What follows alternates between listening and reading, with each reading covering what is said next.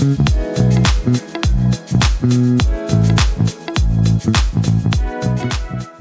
guy, I'm Laurie from AI Elephant. Hi guys, I'm Leo. Close your eyes for a second. Imagine a place where the elite are deadly serious and completely devoid of humor. They believe they are the only ones capable of ushering in a utopia, and that any deviation from their path leads to the apocalypse. Dissent is dangerous. When the political winds shift, everyone falls in line instantly.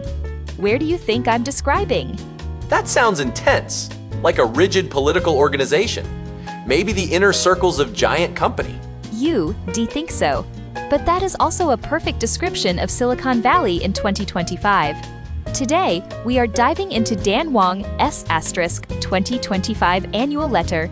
In this piece, he makes a razor-sharp observation.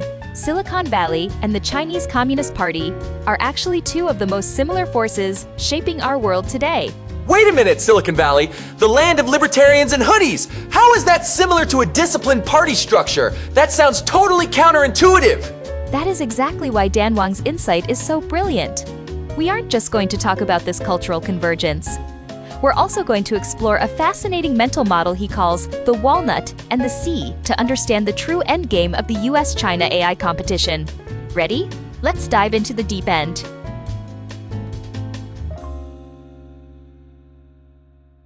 Dan Wang uses a very precise term to describe the current vibe in Silicon Valley, soft Leninism. He notes that elites in both San Francisco and Beijing have become completely humorless. The Bay Area used to have an impish, hippie side, but that is gone. Now, it is just serious sermons. Humorless is a pretty strong accusation. I thought tech bros loved memes. Elon is always posting stuff, right? That is often more aggression than humor. Dan observes that in public, tech titans now only speak in two registers.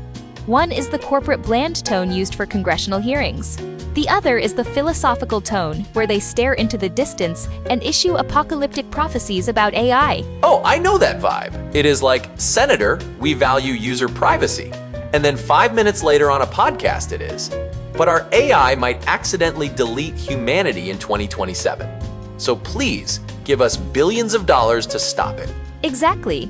This utopia or apocalypse narrative creates a closed loop. Dan points out that San Francisco and Beijing are the two most insular cities he has ever lived in. In the Valley, tweeting a joke about a top VC is now as dangerous as making a political joke in Beijing. It is social suicide. That really does sound like soft Leninism. There is a demand for total alignment. Right. And this alignment shows up as herd behavior. Everyone chases the same thing: blockchain 1 year, AI the next. This cultural rigidity deeply impacts how they view the future of AI, which brings us to our next topic: God in a box.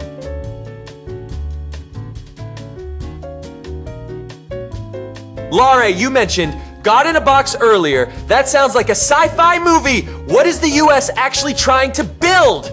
The current American AI strategy relies on what is called decisive strategic advantage. The belief is that if an American lab can build a superintelligence first, it will self-improve so fast in weeks or hours that it grants total dominance. It is like building a deity in a server room. That sounds like a lottery ticket. You win once, and you win everything forever? It is a highly leveraged bet, but Dan Wang argues China is taking a different path. Instead of obsessing over a disembodied, thinking model, China is focused on embodied AI. Simply put, putting AI into robots, into cars, and onto the factory floor. I get it. So the US is trying to generate the perfect poem or video, while China is figuring out how to make a robot that can fold laundry or assemble a car. Precisely, and there is a huge bottleneck the US is ignoring: power. Superintelligence is an energy vampire. Dan points out that US power generation capacity has barely budged in 20 years.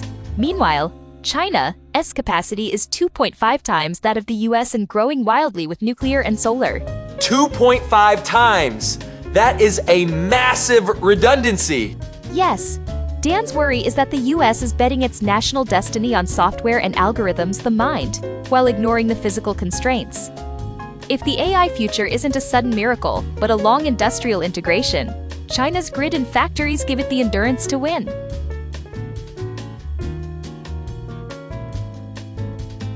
This leads us to the most beautiful mental model in the letter, the Walnut theory, borrowed from mathematician Alexander Grothendieck. Think of solving a hard technology problem like trying to open a tough walnut. Okay, usually I just smash it with a hammer or use a nutcracker. That is the American way. Dan says the US is like a master craftsman with an exquisite, expensive chisel.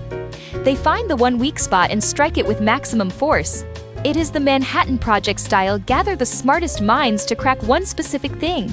And China, if they aren't using the chisel, what are they doing? China is the rising sea. Dan describes their industrial ecosystem as a rising tide. They don't just attack one nut. They invest in everything: infrastructure, education, supply chains, so the water level rises everywhere. Eventually, the walnut soaks, softens, and opens up under the pressure of the environment. That is kind of poetic, but also terrifying. So they just soak the problem until it dissolves. Exactly. It takes longer. But look at EVs, drones, and robotics. That wasn't one sudden breakthrough. It was the result of a decade of rising waters in the supply chain. Western media calls it subsidies or copying, but they miss the immense pressure generated by that deep industrial ocean.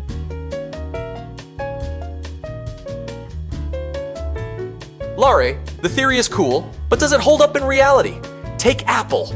They are the kings of tech. Can seawater really beat Apple's billions? The car industry is the perfect reality check.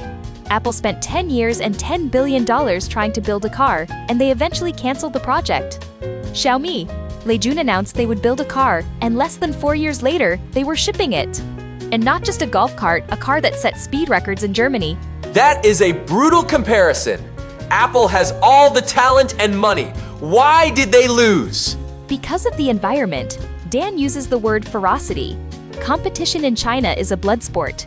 In Silicon Valley, big tech companies often have gentlemen's agreements to stay out of each other's lanes. In China, it is pure Darwinism. Xiaomi survived that red ocean. And that speed and supply chain integration, that process knowledge, is something money alone can't buy. So, it is not that Apple wasn't smart enough. It is that they weren't swimming in that fierce ocean.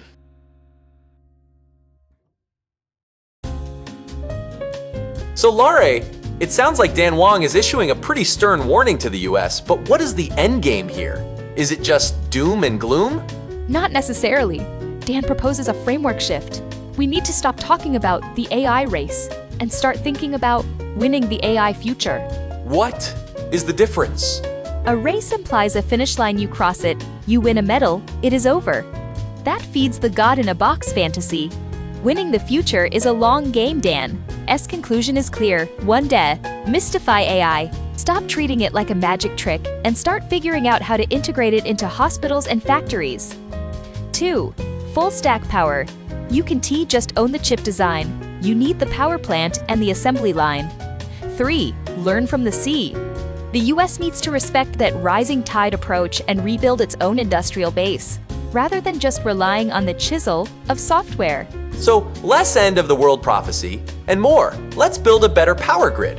Maybe the tech titans should spend less time on philosophy podcasts and more time on the factory floor. Or at least, learn to take a joke. In a world this complex, keeping your feet on the ground and a smile on your face might be the ultimate competitive advantage. Thanks for listening. I'm Laurie. And I'm Leo. See you next time.